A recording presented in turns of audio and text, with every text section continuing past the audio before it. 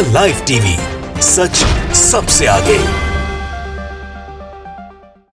नमस्कार, मैं हूं Iqbal Parvez. The live TV में आपका स्वागत है। साथियों, भारतीय जनता पार्टी का खेल एक बार फिर से पकड़ा जा चुका है। एक बार फिर से बीजेपी का झूठ बेनकाब हो चुका है। जी हां, 2-3 दिनों से बीजेपी अपनी नाकामी को छुपाने के लिए, कोरोना की असफलता को छुपाने के लिए दिल्ली सरकार पर यानी अरविंद केजरीवाल की सरकार पर ठीकरा फोड़ने की कोशिश कर रही थी और ये कह रही थी कि रिपोर्ट आई है, सुप्रीम कोर्ट की कमेटी की तरफ से रिपोर्ट आई है कि दिल्ली में जितने ऑक्सीजन की ज़रूरत थी उससे 4 गुना ज़्यादा ऑक्सीजन मांग रहे थे अरविंद केजरीवाल, जिसे आम आदमी पार्टी ने झूठा करार दिया है। और न सिर्फ आम आदमी पार्टी ने सबूतों के साथ खुलासा किया है और सबूत हम भी आपको बताने जा रहे हैं। आगे कई ऐसी चीज़ें सबूत के तौर पर दिखाएंगे, आपको बताएंगे, जिससे आपको भी समझ में आ जाएगा कि वाकई में भारतीय जनता पार्टी अपनी नाकामी को छुपाने के लिए किस तरह से झूठ का सहारा लेती है और किस तरह से गोदी मीडिया उनका साथ देती है। साथियों, आप देखिए कि जिस रिपोर्ट की बात कर रहे थे, आम आदमी पार्टी ने उसके साक्ष्य जमा किए हैं और ये कहा है कि साहब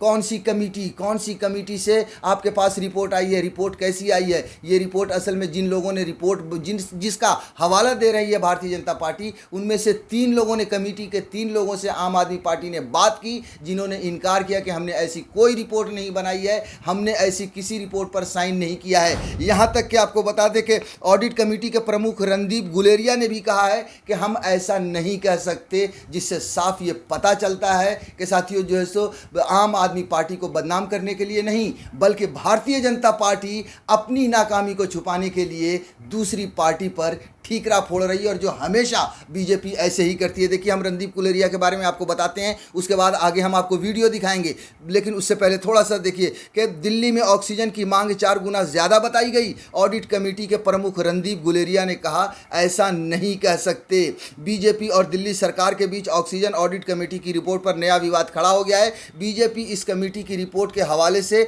दावा कर रही है कि कोरोना की दूसरी लहर के संकट के दौरान दिल्ली सरकार ने ऑक्सीजन ज़रूरतों को 4 गुना ज़्यादा बताया।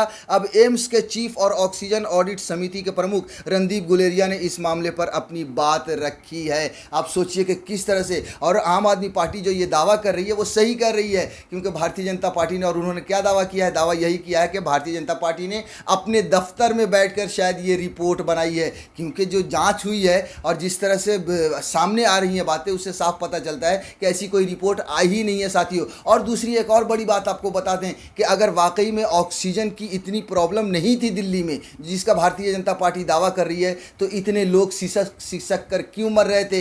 क्या हॉस्पिटल के बाहर लोगों को आपने नहीं देखा था कि ऑक्सीजन की कमी से किस तरह से लोग दम तोड़ रहे थे? तो किस तरह से भारतीय जनता पार्टी अपनी नाकामी को छुपाने के लिए भ्रम फैलाती है और गोदी मीडिया के सभी चैनल पर बैठकर लोगों में को गुमराह करती है। साथियों, ये रिपोर्ट भी एक गुमराह करने का एक, समझ लीजिए, सर्टिफिकेट था। दीनदयाल उपाध्याय मार्ग पर बैठा भाजपा का जो मुख्य कार्यालय है, वहां पर बैठ के कोई रिपोर्ट बनाते हैं और उसे सुप्रीम कोर्ट की कमेटी की रिपोर्ट कह देते हैं। आज हमने सुप्रीम कोर्ट की द्वारा गठित कमेटी के सदस्यों से भी बात करी। सारे सदस्य एक बात कहते हैं कि ये रिपोर्ट हमने देखी नहीं, ना हमारी कोई अनुमति इसमें है, ना कोई चर्चा हुई, ना हमारे हस्ताक्षर इस रिपोर्ट में है। तो ये रिपोर्ट सुप्रीम कोर्ट की कमेटी की रिपोर्ट कैसे हो गई? ये तो बीजेपी के द्वारा बनाई गई एक फेक रिपोर्ट है। 5 सदस्यों में से, अगर मान लेते हैं इनकी बात की 5 सदस्य हैं, 3 सदस्यों ने इस रिपोर्ट को खारिज कर दिया और कहा ये गलत रिपोर्ट है, इसमें हमारे हस्ताक्षर नहीं है। तो बहुमत तो हमारे साथ है, बहुमत इनके साथ थोड़ी है, रिपोर्ट फर्जी करार हो गई। साथियों, तो सुन लिया आपने, और अब आप समझ चुके होंगे, इन सबूतों को देखने के बाद जो आम आदमी पार्टी ने रखा है आपके सामने, ये समझ चुके होंगे कि वाकई में भारतीय जनता पार्टी कितनी झूठी पार्टी है और किस तरह से दूसरों को बदनाम करती है, मुद्दों से भटकाती है अपनी नाकामी को छुपाने के लिए। अब आप देख लीजिए कि कोरोना के बीच में ही जब बहुत ज़्यादा महामारी फैल रही थी, जब विपक्ष हमलावर हो रहा था, ख़ास तौर से कांग्रेस, तो उस समय क्या किया था भारतीय जनता पार्टी ने? टूल किट का विवाद खड़ा कर दिया था और ये कहा था कि कांग्रेस भारतीय जनता पार्टी को बदनाम करने के लिए और नरेंद्र मोदी को बदनाम करने के लिए टूल किट का सहारा ले रही है, टूल किट बनाकर प्लानिंग करके इनको बदनाम किया जा रहा है। अब आप बताइए कि जब गंगा में लाशें तैर रही थीं, उसकी तस्वीरें क्या दुनिया में नहीं जा रही थी? क्या उससे देश की बदनामी और नरेंद्र मोदी की बदनामी नहीं हो रही थी? आप बताइए कि नदी के किनारे जब लाश को कुत्ते कौवे नोच नोच कर खा रहे थे, तो क्या उसकी तस्वीरें दुनिया भर में नहीं जा रही थी? क्या उससे देश की बदनामी नहीं हो रही थी? आप बताइए कि लोग जब ऑक्सीजन के बिना तड़प तड़प कर मर रहे थे, तो क्या उसकी तस्वीरें दुनिया में नहीं जा रही थी? मगर भारतीय जनता पार्टी अपनी नाकामी को छुपाने के लिए टूल किट का विवाद लेकर आई और कांग्रेस को चारों तरफ से घेरना शुरू किया। और कांग्रेस ने उसी समय हमलावर हुई, कांग्रेस ने उसी समय जवाब दिया और ये कहा कि टूल किट हमारा नहीं है साथियों। उसके बाद आप देखिए कि कितना विवाद हुआ। ट्विटर ने उस टूल किट को मैनिपुलेटेड मीडिया तक कह दिया। मतलब ये साफ हो गया कि भारतीय जनता पार्टी ने उस टूल किट को फर्जी टूल किट बनाकर कांग्रेस को बदनाम करने की कोशिश की, अपनी छवि को बचाने के लिए और अपनी नाकामी को छुपाने के लिए। उसके बाद आपने ये भी सुना होगा कि भारतीय जनता पार्टी ने किस तरह से ट्विटर पर हमला किया है, उन पर किस तरह से समझ लीजिए कि ऑफिस में छापे पड़वाए गए हैं, किस तरह से उन पर दबाव बनाया गया कि जो टूल किट लिखा है उसे हटाया जाए। मगर ट्विटर भी अपनी जिद पर अड़ा रहा और यहाँ तक भारत की सरकार ने कहा कि आपको जांच का अधिकार किसने दिया है। मगर जो भी हो, उस समय भी ये साबित हो गया था कि भारतीय जनता पार्टी ने अपनी नाकामी को छुपाने के लिए टूल किट का विवाद खड़ा किया है। साथियों, कांग्रेस की टूल किट से थोड़ा सा और पहले चलते हैं। किसान का आंदोलन भी आपको याद होगा। जी हाँ, किसान के आंदोलन को भी बदनाम करने के लिए भारतीय जनता पार्टी ने पूरी कोशिश की। उन्हें खालिस्तानी कहा, आतंकी कहा और न जाने कौन कौन से शब्दों से उन्हें नवाजा। मगर किसान अपने जो है सो लड़ाई लड़ते रहे और आज तक लड़ रहे हैं। उस समय भी आप सोचिए कि किसान आंदोलन को बदनाम करने के लिए जब पूरी दुनिया से किसानों का समर्थन होने लगा, बड़े बड़े पॉप स्टार और पॉलिटिशियन जब किसानों के समर्थन में आए, तब भी भारतीय जनता पार्टी ऐसे ही बौखलाई थी। और उसके बाद एक षड्यंत्र रचा था, टूल किट का षड्यंत्र। जी हाँ, उसके बाद कुछ लोगों को पकड़कर जेल में भी डाला गया था। आपको याद होगी ये विवाद भी अच्छी तरीके से। और जब दिशा रवि को छोड़ा गया था, तब अदालत ने कहा था कि सरकार से असहमति का मतलब देशद्रोह या फिर किसी भी तरह का विद्रोह नहीं है, या हर किसी को जेल में नहीं डाला जा सकता। साथियों, आपको याद दिला देते हैं उस टूल किट के बारे में भी। जब उस समय जब दिशा रवि पकड़ी गई थी, किसान आंदोलन दिशा रवि की गिरफ्तारी के बाद फिर चर्चा में टूल किट, जाने क्या है और कैसे करता है काम। जी हाँ, उस समय भी इसी तरह से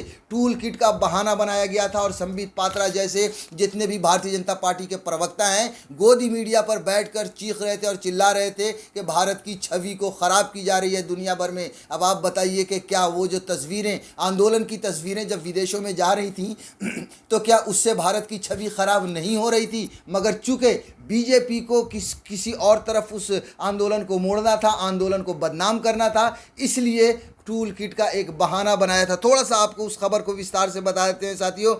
Greta Thunberg tool kit case में पहली गिरफ्तारी के जरिए दिल्ली पुलिस किसान आंदोलन में खालिस्तानी साजिश खोजने में जुट गई है। इस मामले में गिरफ्तार 21 साल की छात्रा दिशा रवि 5 दिन की पुलिस हिरासत में है। दिल्ली पुलिस की साइबर सेल ने उसे रविवार बेंगलुरु से गिरफ्तार करने के बाद दिल्ली के पटियाला हाउस कोर्ट में पेश किया, जहां से दिशा को 5 दिन की पुलिस हिरासत में भेज दिया है। दिल्ली पुलिस ने कोर्ट में दलील दी कि इस साजिश में कई और लोग शामिल हो सकते हैं, इसलिए दिशा रवि को रिमांड में लेकर पूछताछ करनी जरूरी है। दिशा रवि कोर्ट में सुनवाई के दौरान उस समय रो पड़ी थी। आप सोचिए कि उस समय किस तरह का खेल खेल रही थी भारतीय जनता पार्टी की सरकार। ये मतलब बताने के चक्कर में लगी हुई थी कि खालिस्तानी साजिश हो रही है किसान आंदोलन में और देश की सुरक्षा को खतरा है और न जाने कौन कौन सी बातें आ रही थी सामने साथियों। उसके बाद आप देखिए कि अगली खबर जो इसी से जुड़ी हुई है, हम आपको बता दें कि दिशा रवि को अदालत ने जमानत पर छोड़ दिया और ये कह दिया कि भैया हर किसी को, सरकार से असहमति रखने वाले को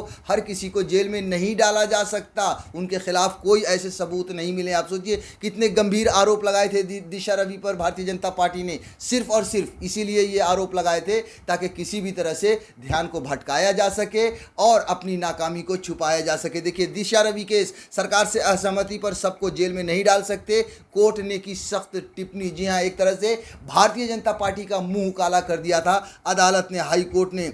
हम आपको थोड़ा सा विस्तार से बता देते हैं। किसान आंदोलन से जुड़े टूल किट मामले में दिल्ली पुलिस द्वारा गिरफ्तार की गई क्लाइमेट चेंज एक्टिविस्ट दिशा रवि को जमानत मिल गई। दिल्ली की एक अदालत ने दिशा रवि को 1 लाख रुपए के नीचे मुचलके पर जमानत दी तो देर रात तक दिशा तिहाड़ जेल से बाहर नहीं आ गई। बेंगलुरु से गिरफ्तार की गई दिशा रवि को जमानत देते हुए पटियाला हाउस कोर्ट के एडिशनल सेशंस जज धर्मेंद्र राणा ने कुछ कड़ी टिप्पणियां भी की जो सुर्खियों में बनी हुई हैं। दिशा रवि को जमानत देते हुए पटियाला हाउस कोर्ट ने टूल किट मामले में कहा, जिस टूल किट की बात की जा रही है उसका किसी तरह की हिंसा से कोई संबंध नहीं दिखता। जी हाँ, ये अदालत की टिप्पणी थी कि किसी तरह की हिंसा से कोई संबंध नहीं दिखता।